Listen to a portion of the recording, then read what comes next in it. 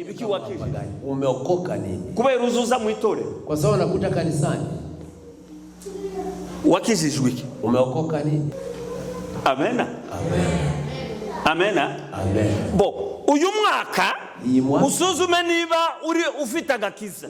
Ujipime kama uko na wokovu. Nimba agakiza wakiri agakiza wakijijwe iki? Kama umekuwa na wokovu, sasa umeokoka kwa nini? Amena. Hiyo ni kipimo cha mbere. Hiyo ni kipimo cha kwanza. Narakijijwe. Nimeokoka. Murazi gukizwa iri jambo gukizwa tube nk'abarivuga gatoya. Tuliongea kidogo kuokoka. Mwe mwaje mu matorero. Umekuja ndani umukizwe ili muokoke. Nimutarongo muvyeyi kama hamujapata mzazi umurezi mwenye atawakoma mushira mu mitima yanyu mweke ndani ya roho zenu, ntabwo muzakizwa neza, hamutaokoka vikamilifu. Isi zabajana kandi muri mu itorero, dunia itawabeba na tena muko katika kanisa. Gira rumu mu mutima yawe, iyo rumu ushiremo umuntu wagufasha, umuntu yashobora kukubwira ibyo ukoze nibi, anaweza akakusaidia akakwambia unafanya ni mabaya. Ntabwo ni mu bimbobo, musiwe wa maibobo. Nimwakomeza kuba imbobo ntabwo muzakika kubya. Ukiendelea kuwa maibobo hamutakatika katika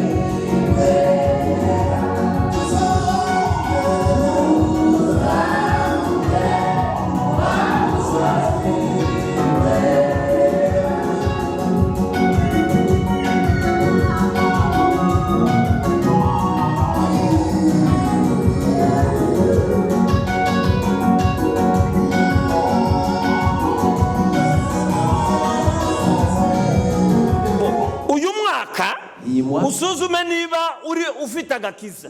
Ujipime kama uko na wokovu. Nimba agakiza wakiri agakiza wakijijwe iki? Kama umekuwa na wokovu, sasa umeokoka kwa nini? Amena. Hiyo ni kipimo cha mbere. Hiyo ni kipimo cha kwanza. Narakijijwe. Nimeokoka. Murazi gukizwa iri jambo gukizwa tube nk'abarivuga gatoya. Tuliongea kidogo kuokoka. Kuokoka. Nguwanyu yakize. Mwenzako ameokoka. Mbende namna gani? Ameokoka shida. Ni kama kupona kitu au kuokoka kwa shida fulani. Yarafite cancer. Alikuwa na kansa. Yakize. Amepona. Aracyari nayo kandi? Angali nayo. Yakize. Imeisha. Yarafite malaria. Alikuwa na malaria. Yakize malaria. Amepona malaria. Aracyari nayo malaria. Angali nayo. Yakize. Amepona. Yarafite igisebe hehe. Alikuwa na kidonda mahali. Yakize. Aracyagifite. Angali nayo. None wakijijwe iki wewe? Umepona nini wewe? Umunwa kuzuvuga cyane amatiku na yafite. Mbona ungali na shida na amatiku ni hatari. None warakijijwe kweli? Kandi uri mu itorero. Na tena uko kanisani. Amen. Amina. Nimwisuzume. Mujipime. Nimwisuzume. Mujipime. Niba muri mugakiza. Kama mko na uko. Cyangwa au uri mu kinyoma. Au uko ndani ya uongo. Niryo jambo ry'umwaka wa 2025 kwanza la mwaka. Amen. Amen. Amina. Amena. Amina. Murazi ko hari umuntu uzukura agakurira mu byaha. Kuna mtu anaweza anakomalia ndani ya dhambi. Iryo jambo ntabwo narivuze nguko nshaka ko ndivuga. Mtu anakomala. Kuna mtu hari umuntu ukura. Okay. Umwana arabyara. Mtoto anazaliwa. Agatangira gukura. Anaanza kukoma. Arakura ari umuntu. Anakoma akiwa mtu. Akagira imyaka 5 ari umuntu. Anakuwa miaka 5 ni mtu. Akagira amenyo ari umuntu. Anaanza kuwa na meno ni mtu. Agakura ari umuntu. Anakuwa nimba ari umugabo akagira ubwanwa. Kama ni mwanaume ari umuntu. Anakuwa ni anaendelea kuwa mtu. Amena. Umuntu nawe mtu na yeye mu by'Imana mu bukristo katika wokovu araza mu itorero anakuja kanisa ariko lakini agifite ingeso y'ibyaha lakini akiwa na tabia za dhambi akaba mu itorero akaza kura mu bukristo ariko ari umunyabyaha anakoma ndani ya Ukristo akagera hano anafika mahali bitagishoboka hawezi kwacika kucyaha hawezi kukatika kwa dhambi. Amena. Amina. Amena. Amina. Rero mube hangi. Kwa hiyo jiazalini.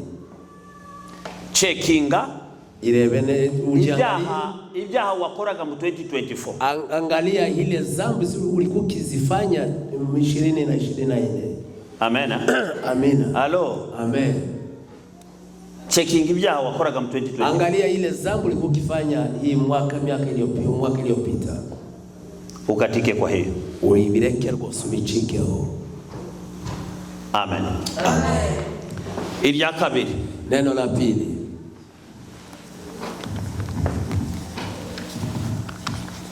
Wisuzume. Ujipime tena. Jipime katika huduma. Wipime mu murimo. Amena. Amen. Jipime katika huduma. Igerageze mu murimo. Huduma yenyewe nafanya. Umurimo ukora. Inapendeza Mungu au inapendeza watu? Ishimishije Imana cyangwa ushimisha abantu. Amena. Amena. Amena. Amina. Jipime mbele ya kuingia mu 2025.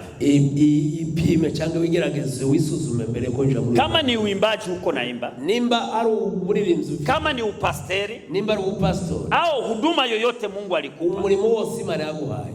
Uko naitumika ukipendeza Mungu. Urayikora ushimishije Imana. Au unapendeza watu. Cyangwa ushimisha watu. Amena. Amena. Ako birumvikana. Mbona tusikiliza. Jipime muhuduma. Ni mwisu. Na wakati unapohudumia. Mwimuzo mkora. Iyo hayukora. Wakati uko na unatumikia Mungu. Iyo hayukorera Imana. Unatumika uko katika haki na utakatifu. Uzukora uhagaze mukuri no kwezwa. Ili Mungu afurahi huduma yako. Kugira ngo Imana yishimire imirimo urimo gukora. Amen. Amen. Neno la tatu. Ijambo rya gatatu. Hii mwaka. Uyu mwaka. Amena. Amen. Bwana Yesu asifiwe. Haleluya. Bwana Yesu asifiwe. Amen. Muturebe hano.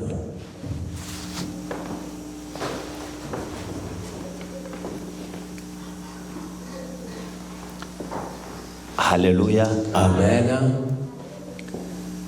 Neno la tatu ni hili utachunguza. Irya gatatu rero ugiye kwisuzumamo nini? Ndani ya moyo wako, mu mutima wawe, ndani ya roho yako. Hari umuntu ufite, kuna mtu wagufasha gukura mu gakiza. Anaweza akakusaidia kukoma kiroho. Au mwenye anaweza kusaidia kupigana vita vya kiroho. Cyangwa wagufasha kurwanya intambara zo mu mwuka. Amena. Amena. Ibiko niko nasema biko sawa havina maana lakini bina maana. Ibyo mvuga ko birasanga bidafite agaciro ariko bifite agaciro. Ninarudia. Subiyeho.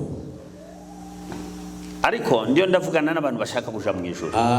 Ntabwo mvugana n'abantu batuye mu matorero gusa. Ndio ndashaka wale watu wanaendelea kukaa tu abashaka kuzaja mu ijuru. Tuko tunaongea na wale wanakwenda. Neno la tatu ni hili. Tena nataka kulisisitiza kwa sababu wengi hawana hili. Kwa wengi ndi babibi. Je, ndani ya roho yako, mutima wa ndani yako muri wewe una mtu ndani ambaye anaweza kusaidia kukatika kuzambi, ushobora kugufasha gucika kucaha, anaweza kukusaidia ukiwa katika vita vya kiroho, uri mu ntambara y'umwuka y'ivyumuka. Amen. Amen. Soma Biblia. Eka dusome muri Biblia. Wakorinto wa kabiri. Wakorinto wa pili. Chapter 7. Sura 7. Verse 2. Mstari wa pili. Ariko yo asemura bimenya hasome gusa. Nasome gusa. Haravuga gute? Nimugire gute? Nimutwakire mu mitima yanyu. Ushaka kurekera. Nimugire gute? Soma kandi rero akogonyene.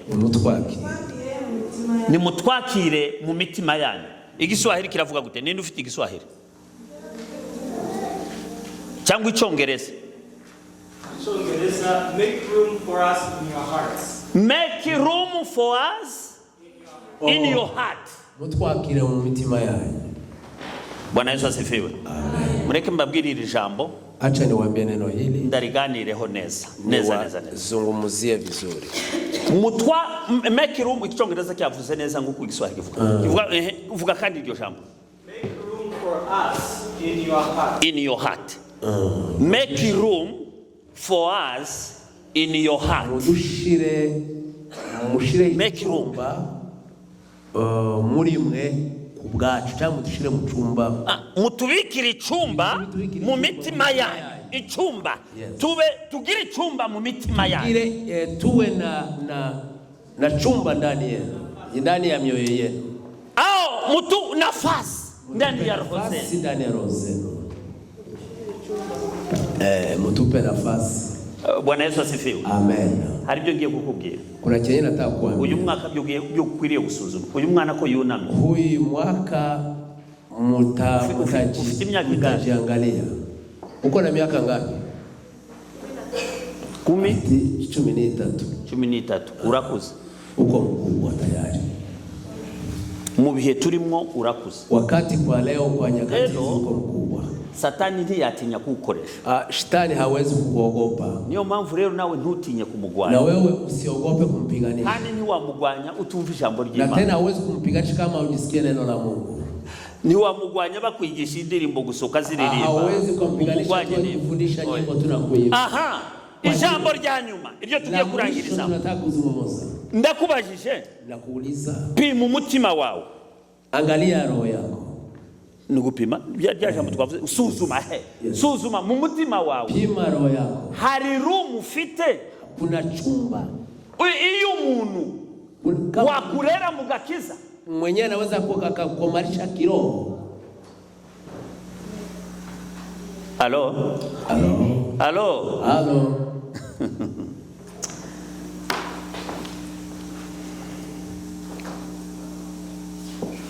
Suzuma mu mutima wawe. Angalia, pima. Harimo rumu. Kuna chumba. Yumuntu yicaramo uwagufasha gukizwa. Akae ndani akusaidie kwa kuokoka. Hili neno. Hili jambo. Ni mtumishi Paulo ameandika. Ni Paulo waliandika. Akiambia Wakorinto. Abwira Wakorinto. Wakorinto walipita katika maprobleme mengi. Wakorinto banyuze mu bikomeye. Waliitika mwito wa wokovu. Bashoboye kukwakira. Wakakuja kanisani. Waza mu rusengero. Lakini hawakuokoka kikweli. Kibakizwa ari nyabyo. Paulo akaingia mkazi ya kuwa na wafundisha tena, iko na wakemea na iko na waambia namna wanaweza hano kubigisha. Lakini nyuma kukakuya wengine ba mwalimu. Bazaza bandi balimu. bakaenda Korinto kufundisha vibaya, bagenda kwigisha ibitari byo. Wakasema ule Paulo mko mnasikia mambo yake sio kweli, Paulo si mtume. Kuramwa birya Paulo yababwiye babwira ko atari intumwa. Paulo anawadanganya. Paulo karababesha. Bakatoka ku Paulo, bava kuri Paulo, bakaendelea sasa muzaa, bakomeza mu byaha. Lakini nyuma Paulo akatuma watumishi kwenda kuwasaidia. Paulo aza kohereza babafasha, wakarudia, baragaruka. Sasa wakati walirudia, ubwo bagaruka, haya maneno ndio aliwaambia. Ayo magambo ndio yababwiye. Anawaambia hivi, arababwira ngo mutafute, make room for us, mushake ndani ya hiyo, mushake umwanya mu mitima yanyu. Bwana Yesu asifiwe. Amen. Bwana Yesu asifiwe. Amina.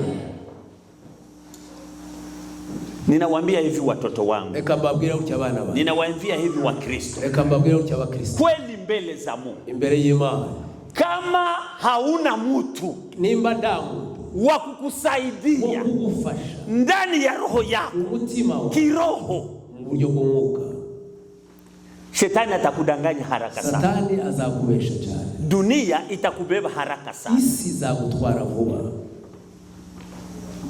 Amena. Amena. Amina. Amena. Amen. Ndio nduvanga ndio ndavuga majambo akangarukira. Nikasikia niko naongea kama nasikia maneno na nirudia tena. Lakini ninawaomba msikie hili. Ariko ndabasaba ni munyumve neza. Genda wisuzume. Enda ujibibe. Ese uri imbobo mwitore. Je, uko mayibobo kanisani? Chango ntabwo uri imbobo ufite ababyeyi mu. Uko mayibobo uko n'abazazi. Murazi ko dufite imbobo nyinshi mu matorero. Unajua tuko na wa mayibobo wengi makanisani. Amena. Amina. Amena. Amina. 2024 iyi 2024 genda wisuzume, waruri imbobo chango ntabwo waruri imbobo. Ulikuwa mayibobo wao homeless hao hauko wao. Ni wasanga nako waruri imbobo. Ukikuta ulikuwa mayibobo, shakisha umuvyeyi, tafuta mzazi ugufasha mugakiza. Mwenye atakusaidia. Atari uko uri ibiryo bya Satani. Kama sivyo utakuwa chakula ya shetani. Ndabarahiye ni ukuri. Hiyo ni ukweli. Kandi mbebabwi imbere y'Imana. Mimi nasema mbele za Mungu. Paulo arababwira. Paulo akawaambia ati make room. Mudushake chambre. Mudushakira ahantu mudushyira mu mitima yanyu, kuko turi kumwe namwe nta cyaha mwakora. Isipokuwa hakuna kitu mtaweza kufanya. Turi kumwe namwe, turi mu mitima yanyu, kiwa ndani yenu, nta cyaha mwakora.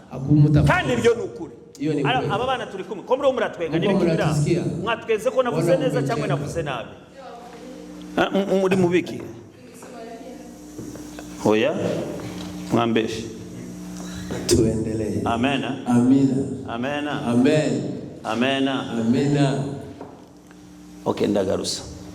Tunarudia. Mwabana, watoto wetu, mwe mwaje mu matorero, mmekuja ndani umukizwe ili muokoke. Nimutarongo muvyeyi, kama hamujapata mzazi, umurezi mwenye atawakomalisha, mushira mu mitima yanyu, mweke ndani ya roho zenu, ntabwo muzakizwa neza. Hamutaokoka vikamilifu. Isi zabajana kandi muri mu itorero. Dunia itawabeba na tena muko katika kanisa. Gira rumu mu mutima yawe, iyo rumu ushiremo umuntu wagufasha, umuntu yashobora kukubwira ibyo ukoze nibi. Anaweza akakusaidia akakwambia hiyo unafanya ni mabaya. Ntabwo ni mu bimbobo, musiwe wa mayibobo. Nimwakomeza kuba imbobo ntabwo muzacika kubyaha. Ukiendelea kuwa mayibobo hamutakatika katika mambo mabaya. 2025 kwa hii mwaka tunaendelea ila tumeanza leo. Amen. Amen. Amena. Amina. Ijambo ry'Imana riravuga, nta mwanya ngifite wo gusoma cyane. Mungu linasema twebwe aba pasteur, sisi wa pasteur, cyangwa umuvyeyi mugakiza katika wokovu, na gakiza kawe ni wokovu wako, kandi ni umuco wako, na tena ni nuru yako. Amena. Amen. Amena. Amena. Amina. Niyo mpamvu jewe Ndio sababu mara nyingi ninasikiaga huzuni ninapoona wapasteri wenyewe wanajifanya vingine. Wapasteri bikora ibindi wanashindwa kukemea mtu, wanaona ni Mkristo anafanya mambo sio mambo, anashindwa kumkemea. Kandi yeye pasteri ndio wokovu wa wale. Pasteri ariwe gakiza wabali abantu. Nasikiaga naumia. Numva ndababaye cyane. Amena. Amena. Rero ikintu mbasabye muri 2025 muri uyu mwaka wa 2020 rondera umuvyeyi mu mutima wawe. Shaka umuvyeyi, shaka ukunda au utafuta mahali utaweka mtu mzazi ndani ya moyo wako. Ambrefe rondera umuvyeyi mugakiza. Tafuta mzazi wa kwako. Uwo wabwira ibyaha byawe. Yule ambaye anaweza kumwambia akaguha umuti wo gucika ku byaha. Tena anakupea dawa ya kukatika. Uwo wabwira ati jewe ngundu bukristo ariko n'umubiri nawo ndacakunda gukora byaha. Mimi ni Mkristo lakini akaguha umuti. Kisha anakupea dawa. Ibi tuzatuhagarara hano tukavuga ni byiza byagufasha. Ariko 100 ariko byagufasha 50%. Yes. Binaweza kusaidia 50%. Ariko kuronga umuvyeyi mu mutima wawe. Lakini kuwa na mzazi ndani. Uwo wabwira ati jewe igicaha niki biracangora. Mukaganira. Akakubwira oya umuti nuyu. Ibyo bifite 80% ya gakiza. Iyo iko na 18 kwa 100. Ariko ibi tuhagera hano tukavuga haleluya.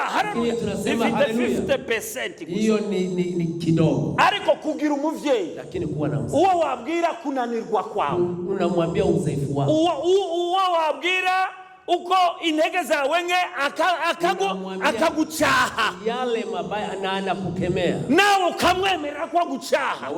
Ni wagira uwo muvyeyi mu mutima wawe. Ukiwa na mzazi huo uzaronga gakiza. Utapata huko. Ariko ingorane dufite. Lakini shida tunayo. Imbobo ni nyinshi. Wamayibobo wamekuwa wengi. Mukora ibyo gushaka. Tunafanya yale tunayoyataka. Mwigira ko mwishaka. Tunajifanya kisi tunataka. Na nibyo byinjiye mu matora. Na hiyo ndio imejaa katika makanisa. Amena. Amena. Amena. Amena. Amena. Amena. Nani uriya mwana ninde buye? Yule kijana ni nani? Ule. Izina ninde buye?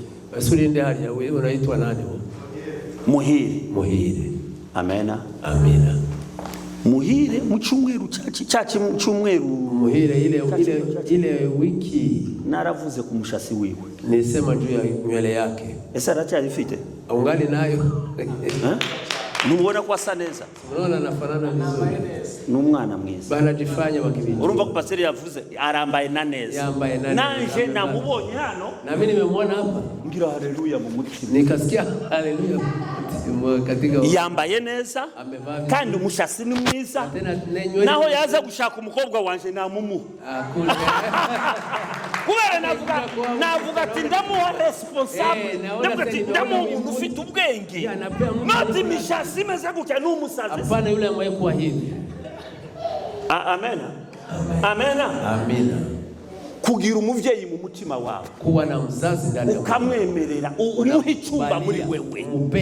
Biragufasha muri uyu mwaka. Bitakusaidia. Gucika ku byaha byakunanira. Kukatika kwa dhambi. Amena. Amena. Amena. Urazi cha kintu nakoze ku cya cyumweru. Unajua kile nimeongea ile siku. Nahamagara uriya mwana. Nimeita ule mtoto. Vuga na Muhire. Nikasema na Muhire.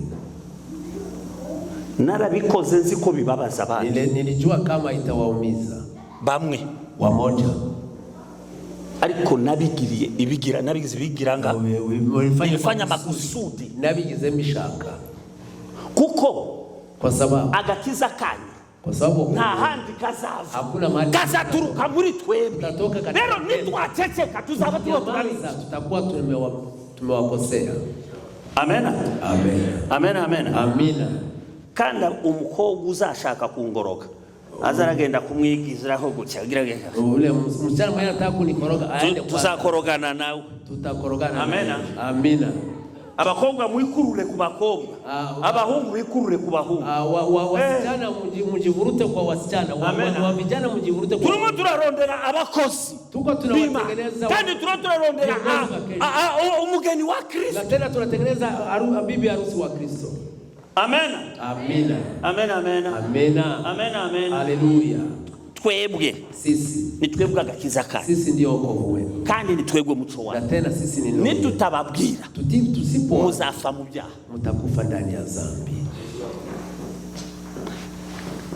Suzuma, jipime, niba uri imbobo kama ufite umuvyeyi hauna mzazi mugakiza, katika wokovu. Nimba nta muvyeyi ufite, na kama hauna mzazi uri imbobo, uko maibobo, naho waririmba gute, hata uliimbe namna gani, uri ibiryo bya Satani, uko chakula ya shetani. Suzuma iryo jambo, mujipime kwa neno hilo. Aha mubona hapa jewe mimi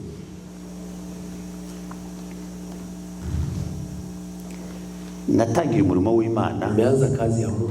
Bamwe banyu bataravuka, wamoja walikuwa bado hawajazaliwa. Natangiye kwigisha Ecole de Dimanche, nianza kuifundisha Ecole de Dimanche na ya watoto, ibada ya watoto 1985. 1985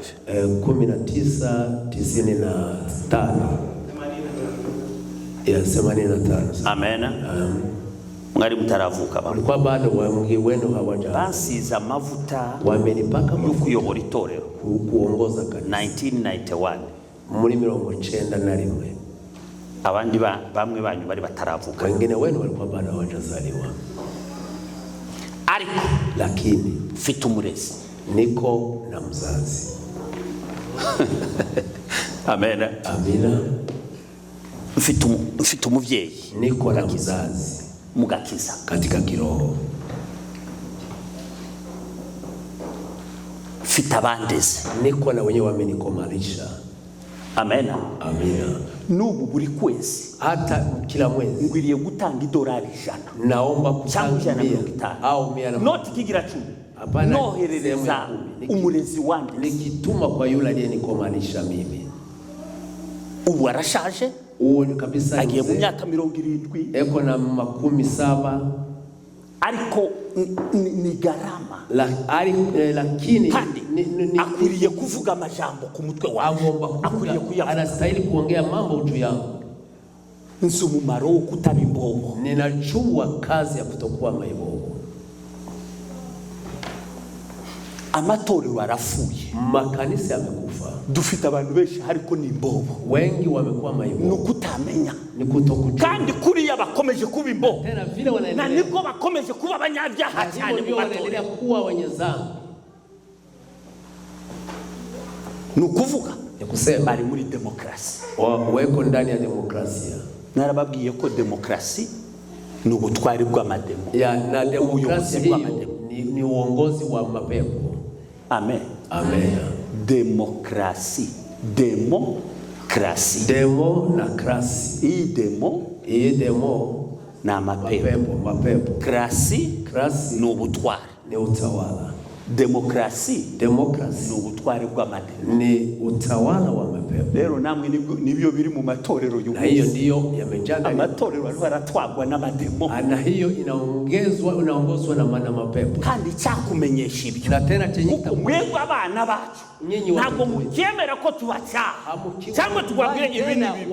Tukubwiye ibi ni bibi, wakiwaambia hii ni mbaya, imisasi yawe kuwigize, tukubwiye ati ibi nabyo dukeneye, ntabwo bisa neza mu mana, hatutaki, urahunguje ku yindi torero, utatoka uende kwa kanisa, uri imbobo, uko maibobo. Amen. Amen. Hariya kuri atoro nandi bakubira ngo ucyohunga nawe hajije kurindi, utoke hapo uende pale zigenda zikora ibyo zishaka. Na hiyo ufite demokrasi, hapo uko na demokrasi, uko na uhuru. Amen. Amina. Amen. Amen. Amina. Na baba baje kandi uyu munsi nimewaumiza leo mwabakobwa, hata na baba basikia nubwo baba ariko babumvishije. Amen. Amina. Amen. Kuko ntabwo dukeneye kuza tuza hano gusa tugira tukuje kufanya, dufite intego, tuko na shabaha, turaja mu ijuru, tunaenda mbinguni. namwe tubabeshe ko muje mu ijuru kandi muri mrakora ibyaha, danganya na tena hamuendi mahali. Amen, amen, amina. Ngubeshe amena mwabakobwa amasahara agiye narengeye gutangira kuvuga rero kuko numvishe ko mutangiye kunyumva, ndagiye kuvuga nkumva birinjiye, ntabwo bingarukira no n'amasaha inaenda. Tutakomeza. Amen, amen. Mungu awabariki. Mugira abavyeyi mu mutima wawe na wazazi. Ese ni jewe nabizanye, ntabwo mimi ni mu Biblia twasomye. Mu muronderi make a room for us. Yes. In your heart for us. Muturonderere nafasi mu mitima yanyu. Umwanya mu mitima yanyu. Iryo jambo. Muturonderere mudushakire. Umwanya mu mitima yanyu. Amena. Amen. Amena. Amina. Mwabakobwa wazazi mbabarire mvugira ijambo, ababyeyi barahamwe mbabarire, wazazi wenye kwapa munivumilie, abakobwa n'abahungu, wasichana na wavulana, waje gukora icyaha cy'ubusambanyi, unaenda kwenda kufanya Imana ikureba na Mungu anakuangalia, Umwuka wera ukureba, Roho Mtakatifu anakuangalia, na Yesu akureba, na Yesu anakuangalia, ariko ntiwagikora pastor akureba, na huwezi kuifanya pastor akikuona. Nasema kitu uko mvuze ijambo muraryumvise? Yes. Anasema ukweli. Leo pastor ni nde muri wewe? Sasa pastor ni nani ndani yako? Numva ko ari ikintu gikomeye. Simnasikia ni kitu kigumu. Yesu yabwiye Petro. Yesu amemwambia Petro, ngutumye kuragira intama zawe. Ninakutuma ende. Ese Petro we yarinde. Petro yarinde we. Yeye alikuwa nani? Uja kuragira intama bara abantu. Kuchunga watu. Izo ntama Yesu yavuze bara abantu. We Petro yarinde rero. Petro yeye alikuwa nani? Ugiye kuragira yarinde. Anaenda kuchunga, alikuwa ni nani? Mchungaji. Amen. Amen. Amen. Amen. Bana bacu mwabavyeyi, watoto wetu, wazazi wetu, mugakiza kawe katika ugira umuvyeyi mugakiza, uwe na mzazi wa katika wokovu. Utamufite uragowe, usipokuwa naye unakufa. Insira kujya neza uri muri tore, dunia itakuumiza na itakubeba. Uzambara ukushase, utabagi suna taka, ukuchaha, hakuna mwenye atagira imisasi yawe ukushase, utafanya nywele zinzu uzatobora amatwi, utobore naha, utoboe na hapa, ntangora, na ulimi hakuna shida. Ibisheneto shaka ushire 50, shenete hata uweke 100, 10, hakuna mwenye atasema. Yes. Amen. Ufite umuvyeyi mugapime uko na mzazi, nimba nta ufite, kama uko na 2025 25 mtafutishe agakizu za karonga utapata uko. Imani kugirene. Mungu awabariki. Amen. Amen.